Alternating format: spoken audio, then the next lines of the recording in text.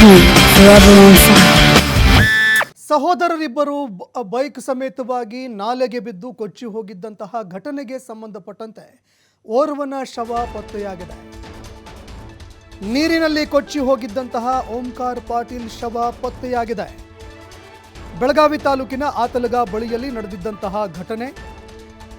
ಸಹೋದರರಿಬ್ಬರು bike ಮೇಲೆ ಪ್ರಯಾಣವನ್ನ ಮಾಡ್ತಾ ಬರ್ತಾ ಇದ್ರು. ಇದೇ ಸಂದರ್ಭದಲ್ಲಿ ಆಯತಪ್ಪಿ ಬೈಕ್ ಸಮೇತವಾಗಿ ನಾಲೆಗೆ ಬಿದ್ದಿದ್ರು. ಇನ್ನು ಘಟನೆಗೆ ಸಂಬಂಧಪಟ್ಟಂತೆ ನೀರಿನಲ್ಲಿ ಕೊಚ್ಚಿ ಹೋಗಿದ್ದಂತಹ ಸಹೋದರರ ಹುಡುಕಾಟ ನಡೀತಾ ಇತ್ತು. ಇದೀಗ ನೀರಿನಲ್ಲಿ ಕೊಚ್ಚಿ ಹೋಗಿದ್ದ ಓಂಕಾರ್ ಪಾಟೀಲ್ ಶವ ಪತ್ತೆಯಾಗಿದೆ. ಬೆಳಗಾವಿ ತಾಲೂಕಿನ ಆತಲಗ ಬಳಿ ನಡೆದಿದ್ದಂತಹ ಘಟನೆ ಇದು. ಕಳೆದ ರಾತ್ರಿ ಓಂಕಾರ್ ಪಾಟೀಲ್ ಜ್ಯೋತಿನಾಥ್ ನಾಲೆಗೆ ಬಿದ್ದಿದ್ರು. ಬೈಕ್ ಮೇಲೆ ಬರ್ತಾ ಇರುವಂತಹ ಸಂದರ್ಭದಲ್ಲಿ ಕತ್ತಲಲ್ಲಿ ಆಯತಪ್ಪಿ ನಾಲೆಗೆ ಬಿದ್ದಿದ್ರು. ನಾಲೆಗೆ ಬೀಳ್ತಾ ಇದ್ದಂತೆ ಈಜಿಕೊಂಡು ಜ್ಯೋತಿನಾಥ್ ದಡ ಸೇರಿದ್ರು.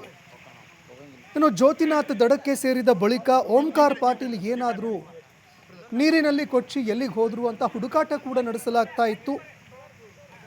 ಬೆಳಗ್ಗೆಯಿಂದ ಕಾರ್ಯಾಚರಣೆಯನ್ನ ನಡೆಸಿ SDRF ಸಿಬ್ಬಂದಿಗಳು ಇದೀಗ ಓಂಕಾರ್ ಪಾಟೀಲ್ ಶವ ಹೊರತೆಗೆದಿದ್ದಾರೆ. ಇನ್ನು ನಿನ್ನೆ ರಾತ್ರಿಯೇ ಕಾರ್ಯಾಚರಣೆಗೆ ಇಳಿದಿದ್ರು ಅಧಿಕಾರಿಗಳು. ಅದೇ ರೀತಿಯಾಗಿ ಈ ಒಂದು ಬೈಕ್ನಿಂದ ಏನು ಪ್ರಯಾಣವನ್ನು ಮಾಡ್ತಾ ಇದ್ರು, ಬೈಕನ್ನು ಕೂಡ ನಿನ್ನೆ ತಡರಾತ್ರಿಯೇ ನಾಲೆಯಿಂದ ಮೇಲಕ್ಕೆತ್ತಿದ್ರು.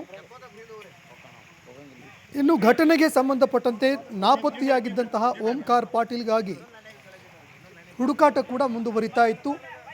ಇಂದು ಬೆಳಗ್ಗೆನಿಂದ ಸರ್ಚಿಂಗ್ ಆಪರೇಷನ್ ನಡೆಸ್ತಾ ಇದ್ರು ಸಿಬ್ಬಂದಿಗಳು.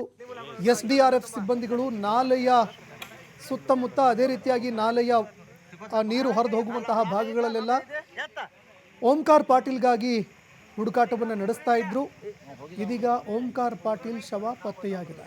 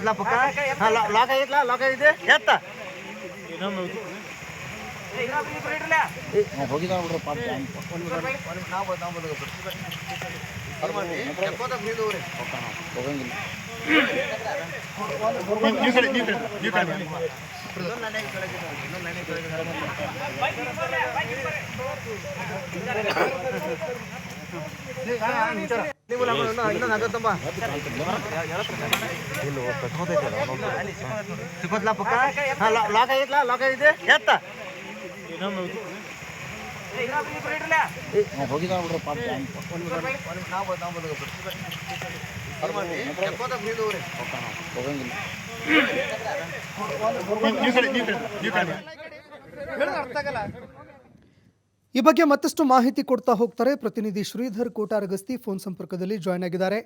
ಶ್ರೀಧರ್, ಆಯತಪ್ಪಿ ಬೈಕ್ ಸಮೇತವಾಗಿ ನಾಲೆಗೆ ಬಿದ್ದಿದ್ದಂತಹ ಇಬ್ಬರು ಯುವಕರಲ್ಲಿ ಓರ್ವ ಯುವಕನ ಶವ ಪತ್ತೆಯಾಗಿದೆ. ಯಾವಾಗ ನಡೆದಿದ್ದಂತಹ ಘಟನೆ ಇದು? ಯಾವ ರೀತಿಯಾಗಿ ಸರ್ಚಿಂಗ್ ಆಪರೇಷನ್ ನಡೀತು? ಈ ಬಗ್ಗೆ ಮತ್ತಷ್ಟು ಮಾಹಿತಿ ಕೊಡ್ತಾ ಹೋಗೋದಾದ್ರೆ. ಸಂತೋಷ, ಕಳೆದ 15 ದಿನಗಳಿಂದ ಬೆಳಗಾವಿ ಮತ್ತು ಮಹಾರಾಷ್ಟ್ರ ಧಾರಾಕಾರ ಮಳೆ ಆಗ್ತದೆ. ಇದರಿಂದ ಬೆಳಗಾವಿ ಜಿಲ್ಲೆಯ ಸಪ್ತ ನದಿಗಳು ಉಕ್ಕಿ ಹರಿತವೆ. ನಿನ್ನೆ ಅಷ್ಟೇ ಏನು ಬೆಳಗಾವಿ ತಡರಾತ್ರಿ ಏನಂದ್ರೆ ಬೆಳಗಾವಿ ನಗರಕ್ಕೆ ಬಂದಂತ ಇಬ್ಬರು ಸಹೋದರರು ಬೈಕ್ ಮೇಲೆ ತಮ್ಮ ಊರಿಗೆ ಹೋಗ್ತಾ ಇದ್ರು. ಬೆಳಗಾವಿ ತಾಲೂಕಿನ ಅಲತ್ಕಾ ಗ್ರಾಮದ ಈ ಒಂದು ಸಹೋದರ ಅಂತ ಹೇಳ್ಬೋದು. ಆದ್ರೆ ಅಲತ್ಕಾ ಗ್ರಾಮದ ಬಳಿ ಕ್ರಾಸ್ ಹತ್ರ ಬೈಕ್ ಸವಾರ ಏನಾದ್ರೆ ಅವ್ರು ಆಯತ್ ತಪ್ಪಿ ಒಂದು ಮಾರ್ಕಂಡೆ ನದಿಯ ಕಾಲುವೆಗೆ ಬಿದ್ದಿರ್ತಕ್ಕಂಥದ್ದು. ಆಗ ಬೈಕ್ ನ ಹಿಂಬದಿ ಕೂತಂತ ಓರ್ವ ಸಹೋದರ ಏನಿದಾನೆ ಆತ ಈಜಿ ದಡವಣ ಸೇರಿದಾನೆ. ಆದ್ರೆ ಬೈಕ್ ಓಡಿಸಿದಂತ ಏನು ಆ ಒಂದು ಯುವಕ ಇದಾನೆ ಅಂದ್ರೆ ಓಂಕಾರ ಏನಿದಾನೆ, ಓಂಕಾರ ಒಂದು ನೀರಿನ ಸ್ಥಳಕ್ಕೆ ಕೊಚ್ಚಿಕೊಂಡು ಹೋಗಿರ್ತಕ್ಕಂಥದ್ದು. ರಾತ್ರಿಯೇ ಒಂದು ಓಂಕಾರನ್ನ ಗ್ರಾಮಸ್ಥರು ಮತ್ತು ಸ್ಥಳೀಯ ಪೊಲೀಸರು ಹುಡುಕಾಟ ನಡೆಸುವಂತ ಪ್ರಯತ್ನ ಮಾಡಿದ್ರು. ಆದ್ರೆ ಇಲ್ಲಿ ಕೂಡ ಆತನ ಪತ್ತೆ ಸಿಗಲಿಲ್ಲ. ಅದು ಬೆಳಿಗ್ಗೆಯಿಂದಲೇ ಒಂದು SDRF ತಂಡದಿಂದ 18 ಜನ ಸದಸ್ಯ ಆಗಿರ್ಬೋದು ಮತ್ತು ಪ್ರಮುಖವಾಗಿ ಏನು ಖಾಸಗಿ ಮತ್ತು KPMC ಪೊಲೀಸ್ ಠಾಣೆ ಸಿಬ್ಬಂದಿಗಳು ಸೇರಿದಂತೆ ನಿರಂತರ ವಿಶ್ವದ ಕಾರ್ಯಾಚರಣೆ ನಡೆಸಿದ ಬಳಿಕ ಈಗ ಆ ಒಂದು ಓಂಕಾರನ ಮೃತದೇಹ ಪತ್ತೆಯಾಗಿರ್ತಕ್ಕಂಥದ್ದು. ಅಂದ್ರೆ ಏನು ಇದು ಬೆಳಗಾವಿಯಲ್ಲಿ ನಡೆಸಿರ್ತಕ್ಕಂಥದ್ದು 3ನೇ ಘಟನೆ ಅಂತ ಹೇಳ್ಬೋದು ಸಂತೋಷ್. ಯಾಕಂದ್ರೆ ಮೊನ್ನೆ ಅಷ್ಟೇ ಕೃಷ್ಣಾ ನದಿಯಲ್ಲಿ ಮೇವು ತರಕ್ ಹೋದಂತ ರೈತನೊಬ್ಬ ಕೃಷ್ಣಾ ನದಿಯಲ್ಲಿ ನೀರು ಕೊಚ್ಕೊಂಡು ಹೋಗಿದ್ದ. ಆತನ ಮೃತದೇಹ 2 ದಿನಗಳ ಬಳಿಕ ಪತ್ತೆಯಾಗಿತ್ತು.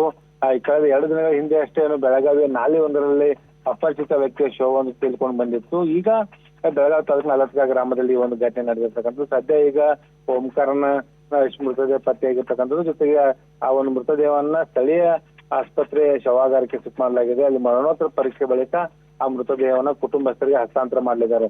ಅದೇ ಬೆಳಗಾವಿ ಜಿಲ್ಲೆಯಲ್ಲಿ ನಿರಂತರವಾಗಿ ಮಳೆ ಆಗ್ತಾ ಇದೆ. ಇದರಿಂದ ಬೆಳಗಾವಿ ಜಿಲ್ಲೆಯಲ್ಲಿ 44ಕ್ಕೂ ಅಧಿಕ ಸೇತುವೆಗಳು ನೀರಿನಿಂದ ಜಲಾವೃತಗೊಂಡಿದ್ದಾವೆ. ಈ ರೀತಿ ನದಿ ಪಾತ್ರದಲ್ಲಿ ಅಂದ್ರೆ ನದಿ ಪಾತ್ರದಲ್ಲಿ ಇರ್ತಕ್ಕಂಥ ರಸ್ತೆಗಳಾಗಿರ್ಬೋದು, ಸೇತುವೆಗಳಾಗಿರ್ಬೋದು, ಇಲ್ಲಿ ಬೈಕ್ ಸವಾರರು ಈ ರೀತಿಯ ಅವಘಡಗಳನ್ನ ಮಾಡಿಕೊಳ್ತಾ ಇದಾರೆ ಅಂತಾನೆ ಹೇಳ್ಬೋದು. ಸಂತೋಷ್, ಧನ್ಯವಾದಗಳು ಶ್ರೀಧರ್ ನಿಮ್ಮೆಲ್ಲ ಮಾಹಿತಿಗೆ.